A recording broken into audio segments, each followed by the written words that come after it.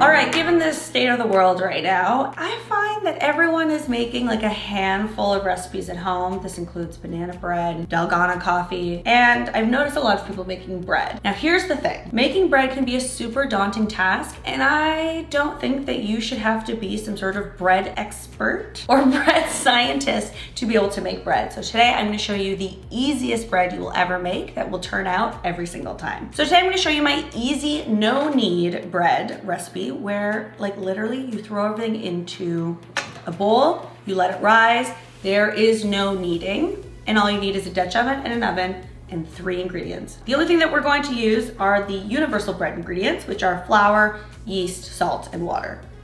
That's it. And today's video is sponsored by Skillshare. Thank you so much to Skillshare for always supporting the Edgy Veg and helping us bring these awesome recipes to you at home. Skillshare is a huge supporter of the Edgy Veg, and I love them so much. They are an online community of thousands of classes put on by creators, and it's perfect for anyone that's aspiring to learn something new. So whether you are trying to learn a new skill, trying to like perfect a skill, or just like curious about anything, you can definitely check out all of their thousands of online classes put on by people just like you and me. So during this time specifically, if you're uncertain about what's next, creative challenges and productivity classes can be a great way to help you structure your time and set up achievable goals. So one of the classes that I have been loving is this everyday minimalism class by Erin Boyle. So what she does is teaches you how to live a minimalist life so you can kind of focus on your goals, you can have more time, you can save money, and that's really something that I'm interested in right now, especially with, you know, all of my concerns about the environment and what we're going through. So she kind of teaches you how to be inventive and resourceful in any space, shift your habits to eliminate daily stresses. It's actually incredible when you think about all of the visual clutter that can affect you. With me personally, visual clutter raises my anxiety. So learning how to be more minimalist, learning how to optimize your space is super, super important, especially for me personally. So right now, for all of you guys, Skillshare is offering 2 free months for the first 1,000 people that click the link in my description box down below. And then after that, it's only $10 a month and you have access to thousands of classes. Definitely click the link in my description box.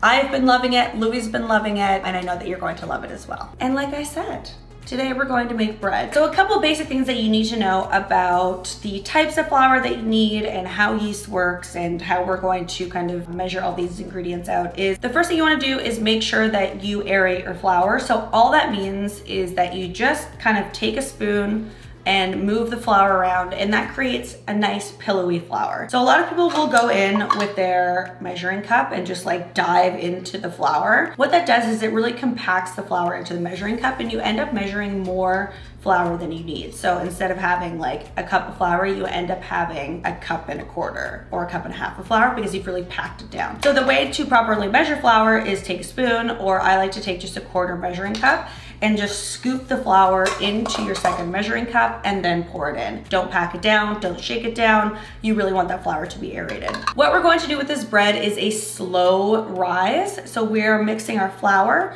our salt, and our yeast together with hot water, covering it with saran wrap and just letting it sit for 12 to 18 hours. And what this will do is just create like a really flawless rise that you have to do nothing for. It's a low amount of yeast, but it's a long period of time. So what it'll do is it'll kind of come up and bubble, it'll take its time, and what you'll have is the perfect rise for bread. Perfect bread with like the perfect crumb and perfect bubbles every single time. This is a great recipe if you are kind of like me and you don't really care to be like that involved, because you don't even really need your hands for this part. I just have this like great little spoon and I add half a cup at a time, mix it around. So the dough will be a little bit sticky, and that's okay because again, we aren't kneading it.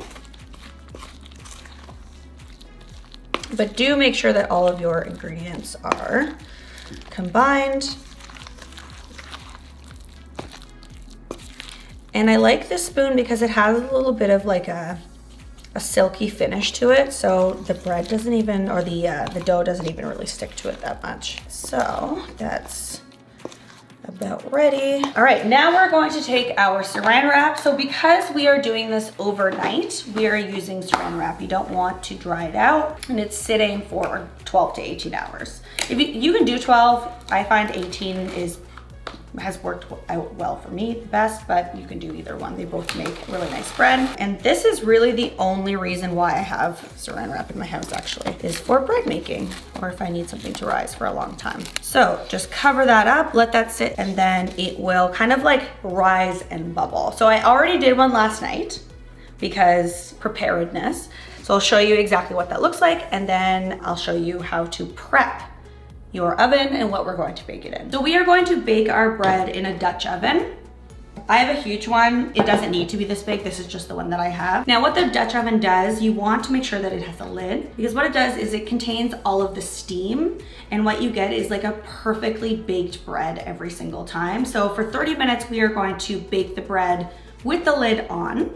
And then for the last 15, to help brown the outside of the bread and create like a nice crispy crust, we are going to take the lid off and bake it for 15 minutes. So I'm setting my oven to 450 degrees Fahrenheit, and I'm preheating it with the Dutch oven inside the oven so that it can heat up and it comes to the right temperature and everything's kind of contained. All right, so after 12 to 18 hours, you are going to get this bubbly kind of, it's not crumbly looking, it just kind of has a lot of bubbles, it's very fluffy. What I'm going to do is roll out a piece of parchment that fits inside of the Dutch oven, roll that out, sprinkle some flour, turn over the dough onto the parchment paper, sprinkle with some flour, put it in the Dutch oven, put it in the oven for 30 minutes. It's really that easy. I'm just gonna go in and very lightly pull the dough from the side. Again, if you find that it's sticking, you can just go back to your parchment, cover your hands in flour.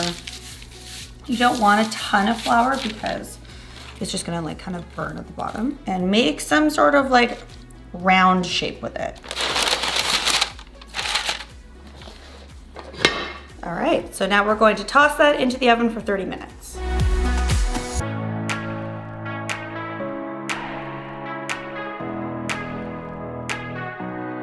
So we put it in the oven for 30 minutes, we take off the lid, we cook it for another 15. When you take it out now, what you're going to want to do is just lift it out of the Dutch oven and onto this wire cooling rack. But if you want to keep it warm, it's really easy to just wrap in a dish towel and then you can go ahead and slice it. So this is the one that we just made. I made this one a little bit earlier and we're going to give it a try, but like look at how it's so nice and like crispy, and then nice and just fluffy and soft on the inside. Truly just the easiest bread, and it takes like no time.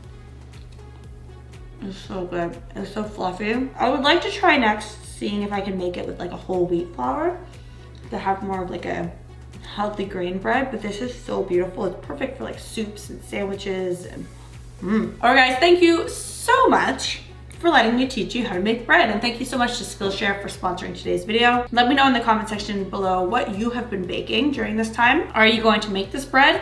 Let me know by giving this video a big thumbs up, and let me know in the comment section also like what kind of recipes you want to see next. And as always, the recipe for this super easy bread is going to be in the description box, and I'll see you next time. Bye.